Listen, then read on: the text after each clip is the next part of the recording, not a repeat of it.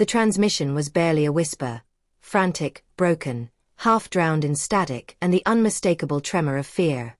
"Help, please, anyone." The signal originated from the outer rim of Sector R9, a forgotten stretch of space largely considered a buffer zone between three minor empires. The cry came from the karate colony of Eldrivan, known for its vast crystal harvests and peaceful diplomatic culture. It had no army, no defenses, no warriors, just artists, poets, and crystal binders. And now, it had no hope. Until the shadows moved. At Central Relay Command on Arvax 4, a board technician replayed the message 3 times before shrugging and forwarding it. Standard protocol. It hit the Galactic Emergency Board an hour later, after bouncing through 20 systems and 2 failed diplomatic handoffs. No one wanted to risk an official response, especially not against whoever could overrun Eldrivan that fast. Pirates. Maybe. But the signal distortion hinted at something worse. Something organized. The 4th hour brought silence. The transmission went dark. And in the 9th hour, something answered. Not a fleet. Not a diplomat. No flags, no fanfare, no formal identification. Just a 3-word reply, encrypted in an ancient Terran cipher so dense most AI flagged it as nonsense. "We're already there."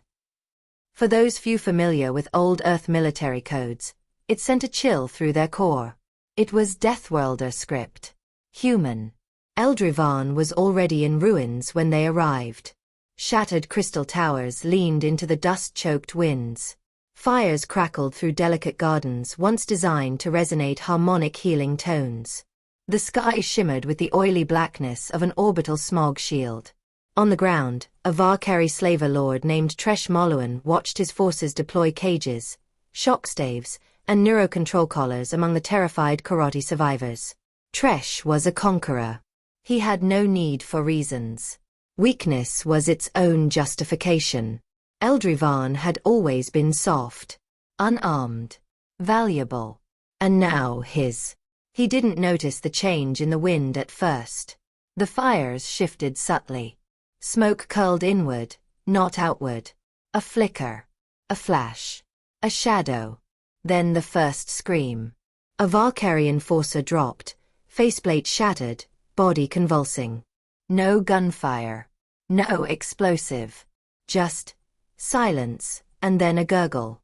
The second followed a heartbeat later. Disarmed, disemboweled. It was surgical. Angry.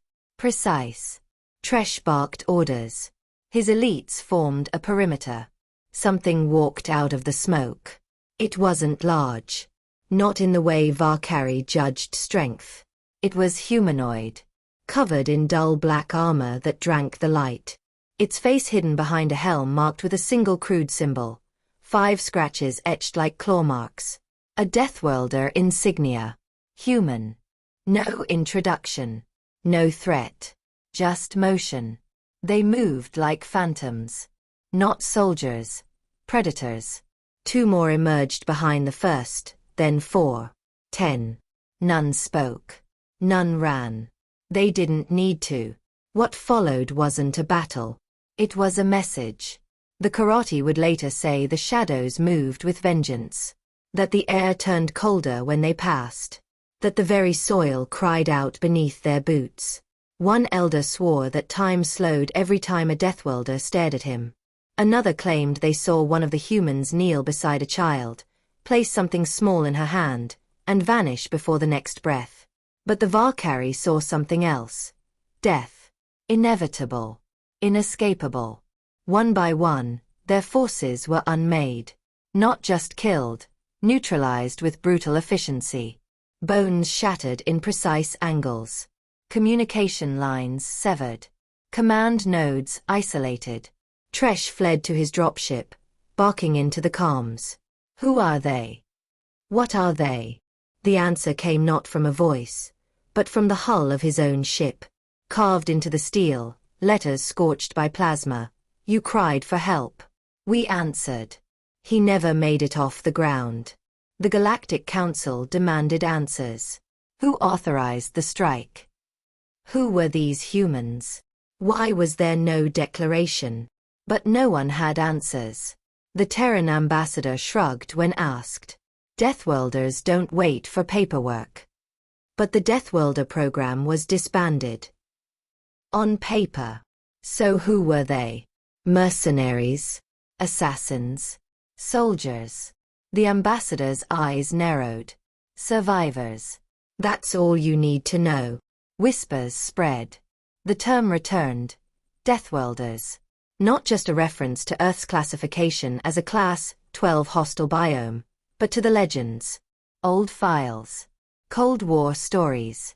The idea that some humans had been trained, or forged, into weapons not meant to serve, but to end things. The kind of humans that didn't knock. The kind that didn't negotiate. The kind that appeared only when everything else failed. Eldrivan began to rebuild. The Karate placed a monument where the first shadow appeared. A silent sculpture of dark obsidian, faceless, nameless, with 5 scratches across its chest. Beneath it, in perfect harmony, the words, "We will never forget who came when no one else would." No credits were exchanged. No trade agreements signed. No recognition sought. But across the galaxy, slaver fleets pulled back. Pirate bands cancelled raids. Border wars halted. Because someone was watching. Somewhere in deep space, aboard a dark ship with no registration and no official records, a group of silent operators trained in zero-G combat and survival warfare sipped rehydrated coffee and cleaned their blades. They moved from system to system with no orders, no politics, and no mercy. The last message they sent read simply, "Call again, and the shadows will return." And everyone believed them.